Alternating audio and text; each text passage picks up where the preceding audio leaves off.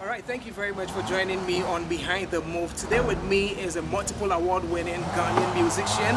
He's done it, he's seen it, he set the pace, and we call him Legend. That is who I call him, and that is who he is. His name is Samini, joining me on Behind the Move. Thank you very much, Samini, for joining me. Yes, yes. Hope you're good. Yeah, man, doing great. The skin is calm, you know. Yeah, so Samini is with me, and we talking something that he started way back, Behind the Move. At a point when nobody was doing live band music, you started even as a dancehall artist.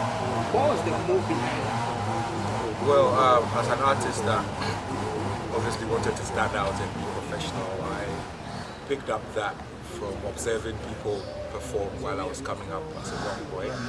So I realized that to perform to the fullest of your capacity is to do it with a full band.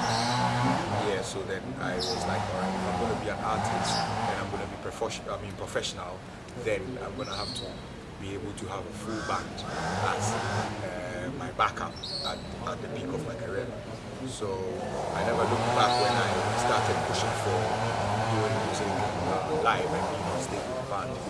So basically I wanted to be professional and come as a full package. And globally, if you are a full package artist, one of the main things that has to be fulfilled is the fact that you need to have a full band or to be able to perform with a full band.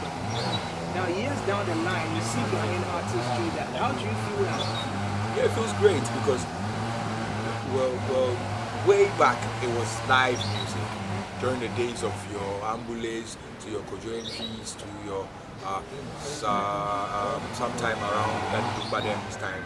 And then I think it dwindled and became more digital to the fact that most of the stakeholders in live music started switching to digital because even the recording changed from live recording to digital. So the live aspect kind of died out. But I saw people like Kojoentry still hold their once a year concert where they play with a full band where everybody comes to watch, and it's something that I wanted to own as well. Hence how I own Samini Fest now. So I was like, no, this thing is dying out, and I have to be one of the young artists that will be known for performing with a band, so that I would be seen as a serious person globally. And so regardless of how unpopular it was when I was coming, I thought, let me make sure I become a full package and put everything on board. And what was the challenge? Because I know that as at that time, you decided to perform live. There were events where event organizers wouldn't want to pay for the cost of some of these things. Apart from that, what are some of the challenges with you? Well, to put together a band is a difficult thing in the first place because you're bringing a whole bunch of people together to play music at the same time. People with different spirits, different natural vibes, different attitudes, different hearts. All of them have to drop everything and be in sync when you say play, so that it becomes one melody.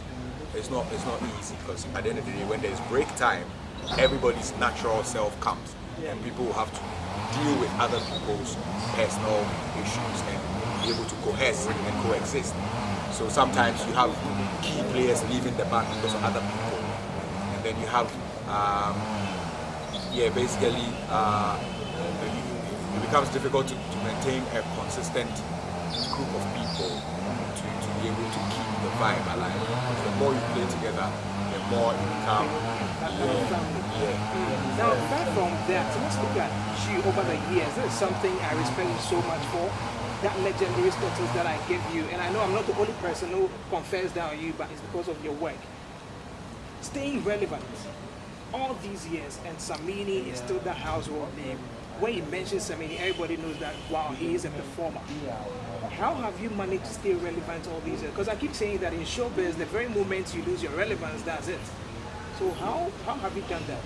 Well, it's been focus and hard work, and like in every other field, just dedicate your fullness to it, put your all into it, and you're gonna definitely be able to sow. So and I also believe that with divine occurrences, there's always special people who are here on earth to represent special things. So as I grew up, I got the realization early enough that I just might be one of those people that represent a movement or a whole generation. So for that matter, I should prepare myself for it. So it's been tough, but every step is a learning process. So like every other genre, I take it like a development process rather than a challenge or a setback. Yeah.